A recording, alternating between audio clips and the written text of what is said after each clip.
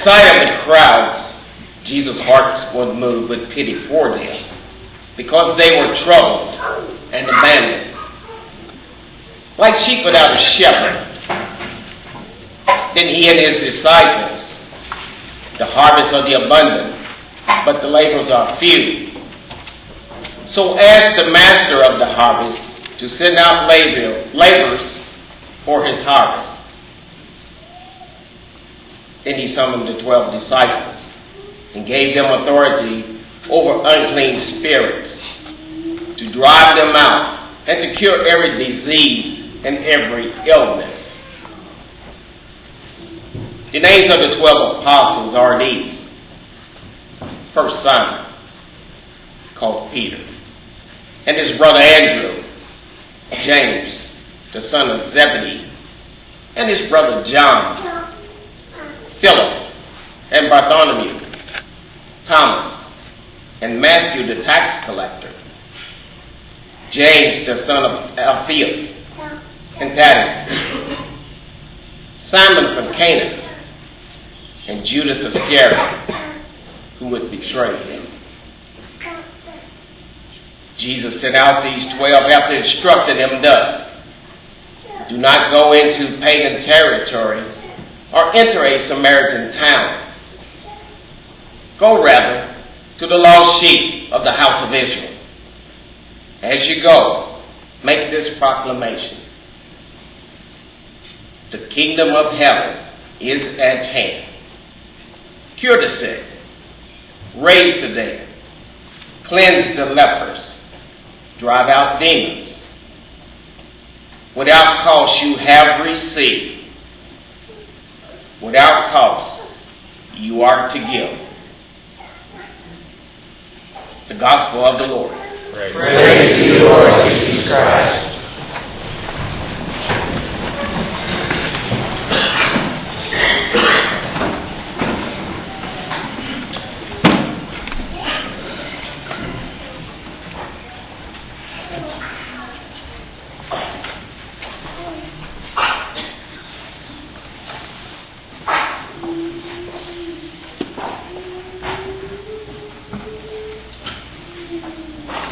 Brothers and sisters, a father's love is beyond measure. Each of us can attest to the relationship that we have formed or built with not only our earthly father, but with that of God over our lifetime.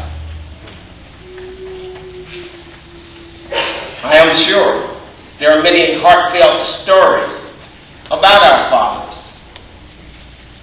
For some, the stories would tell us how loving and caring this relationship was with our father.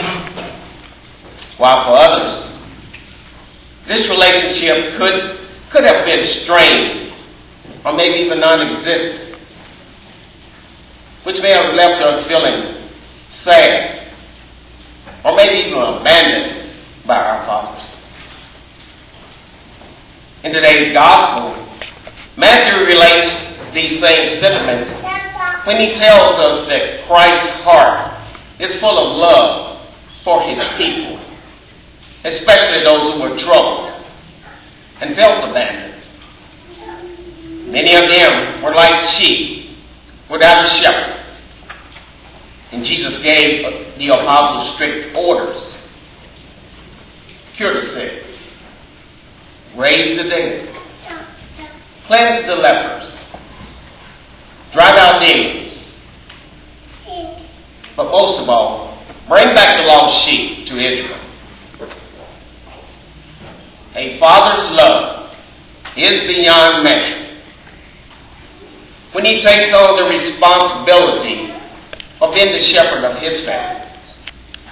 This could be after a long, grueling day at work, when he has finally arrived at home, and he shows compassion as he sits with his ill child.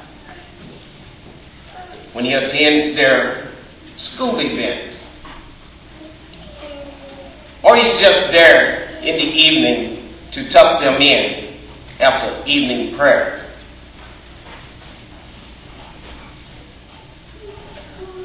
A father's words have a powerful influence in the life of a child.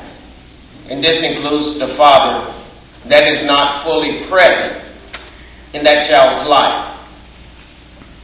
Each father here today has the power to shape your child's destiny by speaking encouraging words about who they are and who they can aspire to be.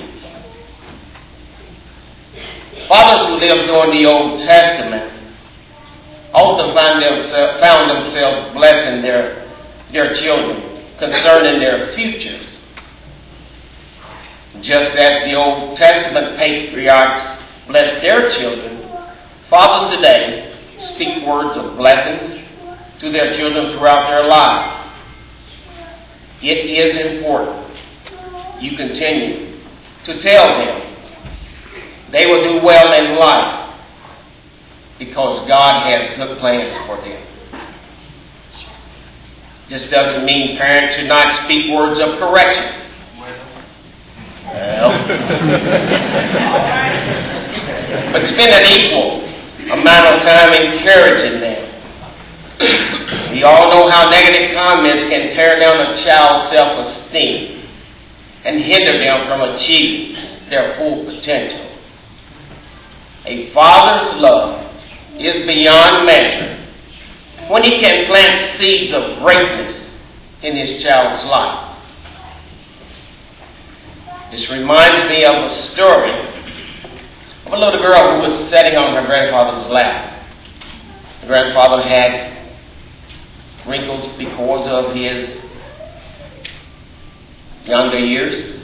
He was a little up in years, and his face was wrinkled and torn from the work that he had done over his life.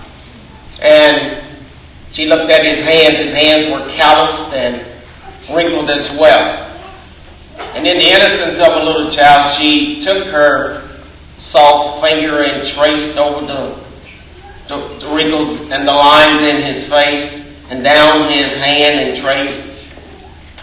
And she looked up to him and said, "Papa, you know, God must have practiced with you."